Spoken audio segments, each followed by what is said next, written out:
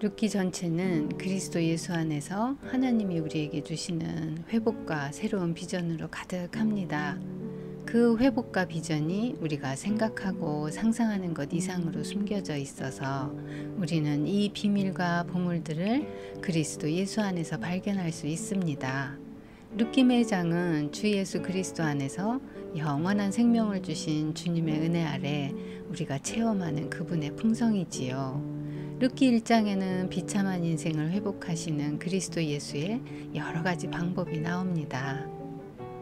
우리가 근거로 하고 있는 땅에 흉년이 들었을 때 우리의 거처를 옮기시고 그 옮기신 거처에서 우리의 가족을 확장시키시고 우리에게 불행이 닥쳤을 때 다시 우리가 어느 곳에 속하는지 우리의 본거지로 돌아오게 하십니다. 룻기 1장은 흉년으로 시작하는데 1장의 마지막은 너무나도 아름다운 구절로 끝이 납니다. 룻기의 구조는 매 장마다 마지막 절은 우리 주 예수 그리스도 안에서 주시는 새로운 소망으로 가득한 말씀들로 이루어져 있지요. 그래서 1장을 시작할 때 흉년인데 베들레헴으로 돌아올 때는 22절을 보면 보리 추수 시작할 때라고 되어 있습니다. 시간 안에서 우리가 살 때는 흉년이 있고 풍년이 있지만 영원하신 예수 그리스도 영생의 말씀으로 풍성해지는 것이 우리 인생에서 늘 경험할 수 있는 그리스도 예수 안의 선물입니다. 베들레헴으로 돌아오면 예수 그리스도께 오면 그리스도가 나신 곳으로 돌아오면 그곳에 추수를 기다리는 풍년이 있다는 말씀, 이것이 1장에서 주님이 우리에게 주시는 너무나도 아름다운 말씀입니다. 이렇게 1장은 흉년과 풍년이 한꺼번에 있습니다. 룻기가 처음 시작할 때 룻기의 시대와 배경이 나옵니다. 1절에 사사들이 다스리던 때라고 하는데 이 사사들은 지도자들이고 영웅들을 말하지요. 이스라엘 백성들에게 큰 어려움이 있을 때마다 하나님께서 사사들을 보내셔서 이스라엘 백성들을 구출하시는 구원자들이었지요. 사사들이 다스리던 때라는 말은 사사들의 활동과 시대 속에 예수 그리스도의 사역이 들어있어서 우리 주님의 사역이 사사들을 통해 나타난다는 말씀입니다. 사사들은 12명이었고 약 300년 동안의 사사들의 시대 속에 룻과 보아스가 살았던 것이고 이들이 오벳을 낳고 오벳은 이새를, 이새는 다윗을 낳았고 다윗은 예수님 탄생하시기 1000년 전이니 다윗의 증조 할아버지가 되는 보아스는 다윗보다 약 100년 앞선 분으로 기원전 1100년 정도의 사람들이라 할 수 있습니다. 이때는 입다도 사사로 있었을 것이고 삼산도 사사로 있어서 왕은 없었으나 지도자가 있었던 때이지요. 이스라엘은 오랜 동안 위기에 처해서 공공한 시기를 겪습니다.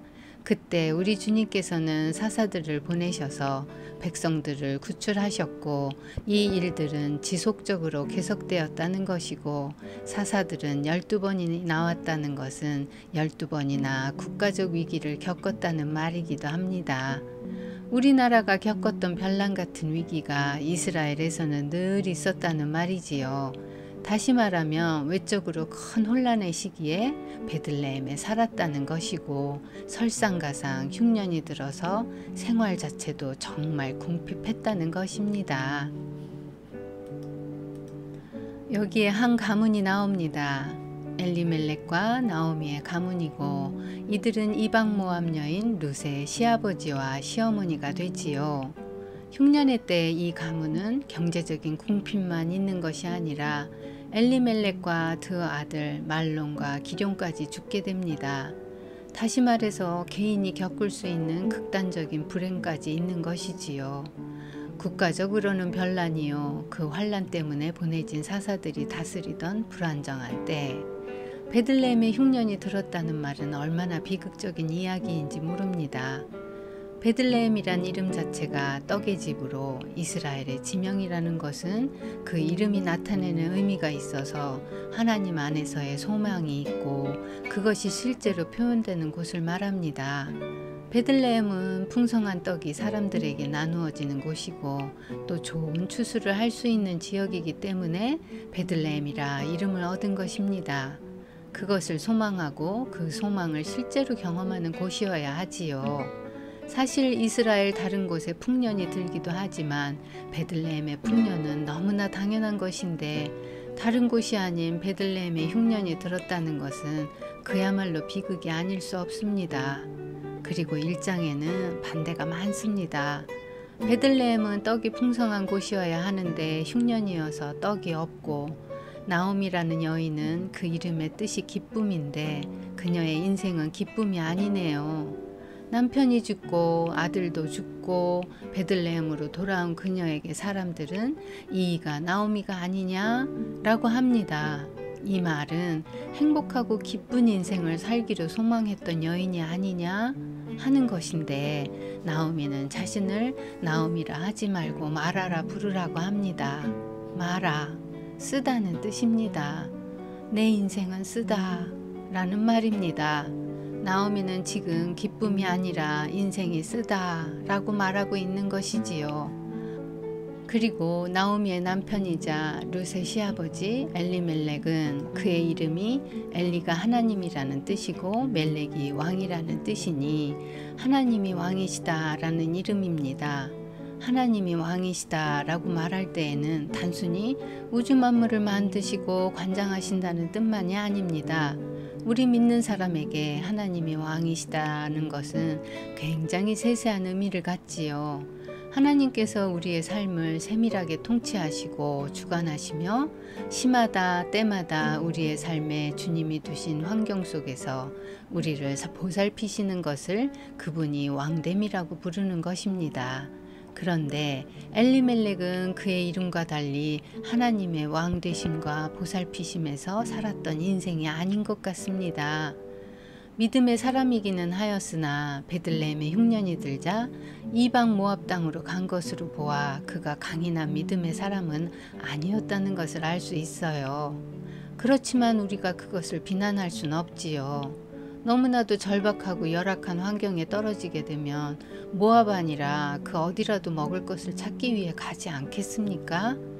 엘리멜렉은 그의 이름과 같이 하나님이 왕 되신 인생으로 하나님의 왕권과 지극히 높으신 하나님을 찬양하는 삶을 살지 못하고 그리스도의 조상이기도 하면서 흉년 때문에 믿음의 길에서 벗어나 모압 땅에 가서 그곳에서 눈을 감는 사람이 된 것입니다. 그리고 우리의 주인공 룻은 이름이 친구, 우정, 친함이라는 뜻인데 룻의 삶은 세상과 친하지 않은 삶인 것 같습니다. 룻에게 있어서 세상은 다 적인 것 같아요. 남편 말론도 일찍 세상을 떠나고 룻기 1장에서 우리는 우리 삶에서 겪을 수 있는 모든 어려움을 발견할 수 있는 모든 비극을 보게 됩니다. 믿음의 사람이 믿음의 길에서 벗어난 것도 보고 모압에서 새로운 기회를 갖고 살고자 했으나 하나님의 사람이 실패하는 것도 그리고 죽음도 볼 수 있습니다. 더군다나 그때는 사사들이 다스리던 시대라고 합니다. 룻기를 볼 때 많은 사람들은 사람의 회복을 봅니다. 그렇습니다. 회복이 있습니다. 룻기 전체에 모든 회복이 있고 특히 주인공 룻도 나오미도 남편 엘리멜렉과 두 아들이 죽었으나 친족인 보아스가 아들의 역할을 감당하면서 회복되고 심지어는 4장에 가면 보아스가 죽은 자의 기업을 말론의 이름으로 세워 그의 이름이 끊어지지 않게 하겠다고 합니다. 보아스는 룻과 결혼하여 자신의 이름을 내겠다 하지 않습니다. 죽은 룻의 남편 말론의 이름이 룻의 후손을 통해서 나게 하겠다고 말합니다. 이것이 주님의 최종적인 우리를 향하신 뜻이지요. 주님은 우리를 취하시고 연합하시고는 주님의 이름을 내겠다 하지 않으시고 우리의 이름을 내겠다고 말씀하시는 것입니다. 물론 우리는 그리스도의 이름을 내는 것이 우리의 소망이요. 이것이 우리의 영광인 것이지요. 사사들이 다스리던 때에 한마디로 엄청난 혼란의 시기에 하나님께서는 룻기를 통하여 룻과 보아스가 행복하게 살았더라 라고 하지 않으시고 룻과 보아스를 통해 오벳을 낳고 오벳은 이새를 낳고 이새는 다윗을 낳았다고 하면서 룻기를 끝내십니다. 우리는 룻기를 통해 룻의 인생이 불쌍하고 나오미의 인생이 처참하고 죽은 엘리멜렉의 가문이 불쌍해서 하나님께서 룻과 나오미에게 긍휼을 베푸시는 이야기를 룻기 전반에 보게 됩니다. 그런데 룻기를 세세히 들여다보면 세밀하게 우리의 삶을 살피시는 우리 주 예수 그리스도 안에서의 사랑을 발견하게 되고, 룻기 전체를 읽고 나면 하나님께서는 개인만을 위하시는 하나님이 아니라는 것을 보게 됩니다. 다시 말해서 하나님께서는 룻을 통해 왕을 나게 하신다는 것입니다. 그리고 그 왕은 이스라엘 민족을 위한 존재라는 것이지요. 그러니까 하나님께서는 룻기를 통해서 망해버린 한 가문을 살리시는 뜻만 보여주시는 게 아니라 망해버린 한 인생을 세우셔서 망해버린 나라를 회복시키시려는 하나님의 비전을 보여주시는 것입니다. 그래서 우리는 룻기를 읽으면서 나의 인생이 엘리멜렉처럼 죽었어도 주님께서 보아스와 같은 그리스도로 나에게 오셔서 나를 다시 살리시고 우리 집안과 가문과 인생을 회복하시며 나의 인생이 나오미와 같이 쓴 것으로 가득하여도 사장에 가면 나오미가 웃을 수 있게 되고 기쁨이 있다고 고백하는 것처럼 주님은 우리의 삶을 반드시 회복하십니다. 룻기는 우리 개인들이 겪는 수많은 어려움들이 그리스도 예수 안에서 회복되고 이후에 받는 그 복들이 얼마나 아름답고 풍성한지를 겹겹이 기술하고 있습니다. 룻기 전체를 통해서 하나님께서 말씀하시고자 하는 것은 룻과 보아스를 통해 그 가문만 회복하기 위해서 역사하시는 것이 아니라 이스라엘 전체를 사랑하사 그 혼란스러운 때에 이스라엘의 진짜 지도자를 내기 위해서 그들의 가문을 택한 것이라고 말씀하시는 것입니다. 우리 역시 그리스도 예수 안에서 이 비전을 가져야 합니다. 우리의 어려운 삶 가운데 주 예수 그리스도께서 오셔서 우리를 회복하십니다. 우리에게 그분의 놀라운 은혜가 역사하셔서 우리로 다시 일어서게 하십니다. 그런데 이것은 우리의 개인적인 행복만을 위해서 주님이 일하시는 것이 아니라 우리를 통하여 우리와 우리 후손들과 우리의 가문, 우리의 아름다운 교회가 그리스도 예수를 위한 그분의 새 예루살렘의 위대한 일에 참여케 하시기 위해서 우리를 부르셨다는 것을 보아야 합니다. 구주 예수 그리스도를 믿었을 때 우리는 진실로 이 소망이 필요합니다. 우리가 형편이 힘들고 어려울 때 마치 룻기 1장과 같을 때는 우리에게 기쁨도 없고 우리 삶에 죽음과 사망이 가득하고 고난이 있고 어려움이 있으니 우리에게 오셔서 우리의 삶을 회복해 달라는 비전 아래에서만 룻기를 읽게 된다는 것이지요. 그러나 거기에 머무는 것이 아니라 주님은 룻의 한 인생을 회복시키시며 룻을 통해서 후손이 나오게 되고 지도자들이 나오고 왕들이 나오게 하시는 것입니다. 룻과 보아스의 후손인 다윗도 왕이고 다윗의 후손 솔로몬도 그의 아들 르호보암도 나오는 것은 하나님께서 이스라엘을 사랑하셔서 이스라엘을 회복하고자 하시는 것입니다. 그래서 하나님은 한 개인만 최종적인 목적이 있는 것이 절대 아닙니다. 이것은 너무나 감사한 일이지요. 우리가 주 예수 그리스도를 믿었을 때는 우리 개인 인생이 이 세상에서 행복한 인생을 살았다는 감사의 고백만 하나님께 드리기 위해서 우리를 부르신 것이 아니라 우리 삶을 통하여 그분의 나라를 확장하시고 그분의 이름이 더 영광받으시고 우리를 통하여 그리스도의 몸된 교회와 우주적인 새 예루살렘과 예수 그리스도의 복음과 선교가 주 안에서 더 넓어지게 하기 위해서 부르신 것임을 믿어야 합니다.